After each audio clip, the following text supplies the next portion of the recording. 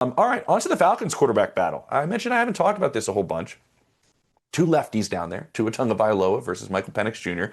And Tua is kind of, even though it's wide open, Tua is kind of the front runner with an asterisk. And that's because Michael Penix has not been healthy enough in the spring to operate in all of the different situations that you run during minicamp and your OTAs. So just through the sheer fact that Tua has had more reps with the first team, has participated in more parts of practice, in the parts that Michael Penix is not allowed to because he hasn't been medically cleared, Tua does have a slight edge in some people's mind heading into training camp.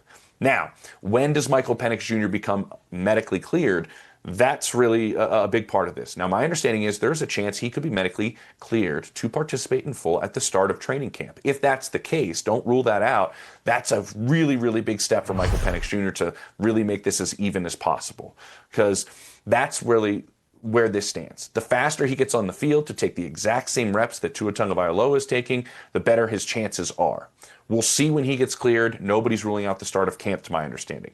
Now to Tua Tagovailoa and why this might be an interesting player to watch. Obviously, after the Dolphins are paying an insane amount of money to have him not play for them.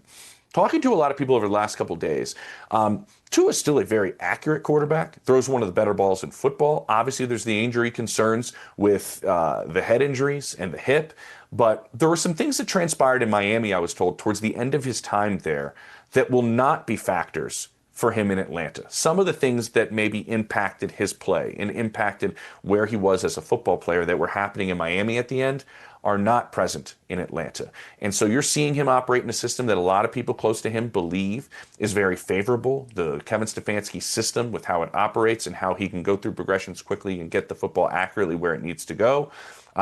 There's a lot to like about Tua operating this system. It's not a done deal. Just remember, it's not the same front office that drafted Michael Penix in the first round. It's not the same coaching staff that drafted Michael Penix in the first round, which means that whole group has no obligation to Penix at all. A lot of times coaches and front office members feel like they have an obligation to a player they took near the top. They want to justify the pick, right? They don't want to move on from high drafted capital pick like they had with Michael Penix. So clean slate for Penix, but at the same time, nobody's like secretly pulling for him behind the scenes because they picked him.